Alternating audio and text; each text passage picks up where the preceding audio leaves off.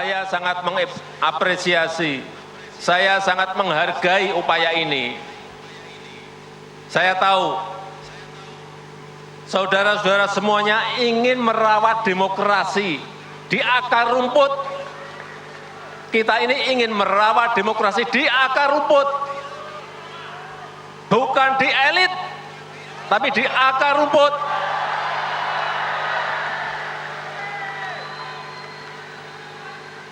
Saya tahu saudara-saudara semuanya ingin menyerap aspirasi rakyat, benar. Siapa sih yang diinginkan rakyat? Jangan sampai keliru.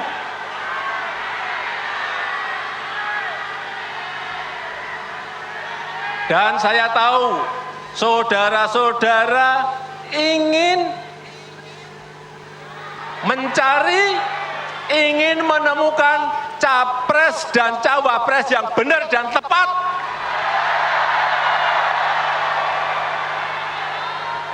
Karena yang kita dengarkan adalah suara rakyat, suara akar rumput, bukan suara elit. Ingin mendapatkan capres-cawapres yang begitu tepat dengan penuh berapi-api tadi Presiden Joko Widodo menyampaikan apa yang ada di benaknya, apa yang ada di pikirannya, bagaimana sosok ataupun juga kriteria dari penerusnya yang ideal. Bang Kodari, saya ajak Bang Kodari untuk sedikit menerka-nerka. Kalau kita mendengarkan dari apa yang sudah disampaikan oleh Pak Jokowi, melihat gesturnya, aktivitasnya juga beberapa waktu belakangan ini, kemana arahnya? Seperti judul yang kami pilihkan, Jokowi antara Prabowo dan Ganjar. Lebih condong serongnya kemana Bang Kodari? Pertama saya kira sebetulnya Pak Jokowi itu sedang mengirimkan pesan ya ke masyarakat Indonesia bahwa kriteria pemimpin ke depan itu adalah sosok yang berani, yang kurang lebih seperti Pak Jokowi itu sendiri. Nah Pak Jokowi ini kan berani, istilahnya tidak populer ya, dikritik ketika melakukan pembangunan infrastruktur misalnya di seluruh Indonesia, membangun jalan tol, tapi beliau tetap jalan terus. Yang kedua yang juga disampaikan dalam pidato itu saya kira cukup nyata adalah Pak Jokowi ingin mengatakan bahwa sumber daya alam Indonesia harus diolah, dikelola di dalam negeri, walaupun kemudian pengelola itu nanti akan mendapatkan tantangan dari pihak-pihak di luar negeri ya. Tadi ada Bang Habib juga menyebut soal nikel, lalu kemudian soal apa ya, mungkin kalau minyak bumi itu blok-blokan, dan saya kira yang paling fenomenal adalah soal pengambilan alihan saham PT Freeport ya, yang berpuluh-puluh tahun kemudian didominasi oleh asing, katakanlah begitu. Jadi saya kira Pak Jokowi itu sebetulnya pada pidato kemarin bukan pertama-tama bicara mengenai siapa orangnya, tetapi kriteria seperti apa yang harus dipertimbangkan oleh masyarakat Indonesia pada umumnya dan relawan yang hadir di sana pada khususnya. Itu yang pertama kalau dari saya. Yang kedua, memang tidak bisa dihindari bahwa kemudian para pemirsa, kemudian masyarakat Indonesia istilahnya menebak-nebak ya siapa sosok yang dimaksudkan oleh Pak Jokowi sebagai sosok yang berani. Nah kalau kita kembalikan kepada musra, di musra itu kan ada 3 nama ya yang mendominasi hasil surveinya musra. Yeah. Pertama itu kan kalau tidak salah yang paling banyak itu Prabowo Subianto, kemudian beda tipis itu Ganjar Pranowo, lalu yang ketiga adalah Airlangga Hartarto. Kalau kita bicara latar belakang, tentu memang agak lebih mudah mengatakan asosiasi berani itu dengan Pak Prabowo, karena Pak Prabowo itu kan militer ya, dan militer itu ya identik dengan berani, apalagi Pak Prabowo itu latar belakangnya adalah komandan Kopassus, lalu kemudian bertempur di Timur-Timur, lalu kemudian salah satu aksi yang terkenal adalah ketika melakukan pembebasan sandera di Irian Jaya pada waktu itu,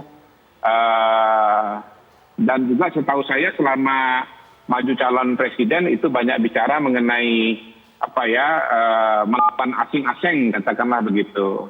Nah tentu saja hal semacam ini bisa juga diberikan penjelasannya atau justifikasinya kepada Pak Ganjar dan kepada Pak Airlangga Hartarto gitu. Walaupun kalau kita bicara Mas Ganjar, memang kalau dilihat dari survei-survei, selama ini yang agak melekat pada Mas Ganjar itu adalah image bersih ya, dan sebagai seorang sipil, sebagai seorang gubernur dan mantan anggota DPR, asosiasi yang lebih melekat pada Mas Ganjar itu kelihatannya adalah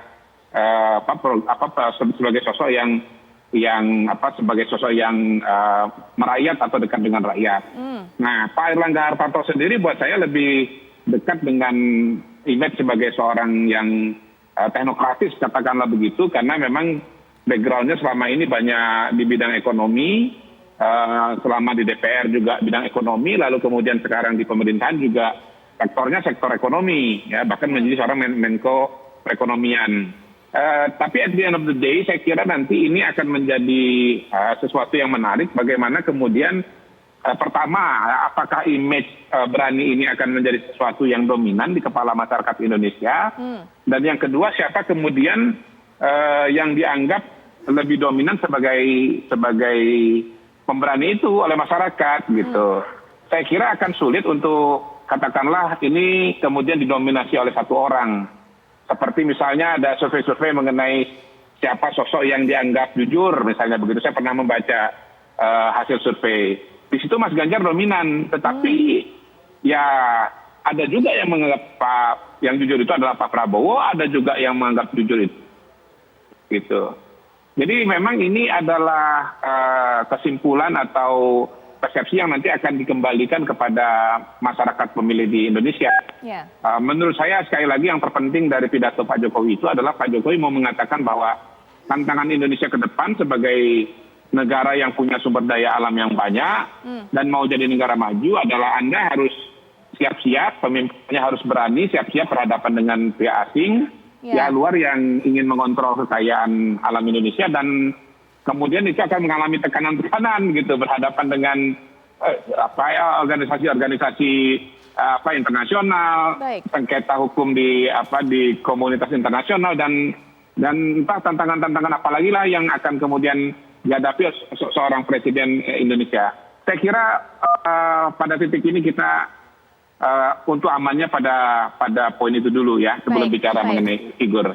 Begitu, Putri. Ya. Yang lebih penting rapanya Mbak Ria adalah bagaimana memformulasikan kata berani itu ke dalam tindak tanduk, ke dalam visi misi juga. Sebagai calon presiden Pak Ganjar nih, kemudian bagaimana visi misi ke depannya, terutama tadi ada berbagai macam tantangan, terutama berkaitan dengan hubungan luar negeri, hubungan dengan negara-negara lain, Mbak Ria. Ya, tentu saat ini kan kita ya PDI Perjuangan sedang mempersiapkan visi misi ya secara lengkap ya, untuk nanti tentu menjadi pedoman buat Pak Ganjar, dan tentu juga Pak Ganjar sendiri juga pasti mempersiapkan diri untuk itu begitu Bu Mega sudah mengumumkan beliau sebagai capres dari PDI Perjuangan. Saya pikir sama lah Pak Prabowo juga melakukan hal yang sama gitu.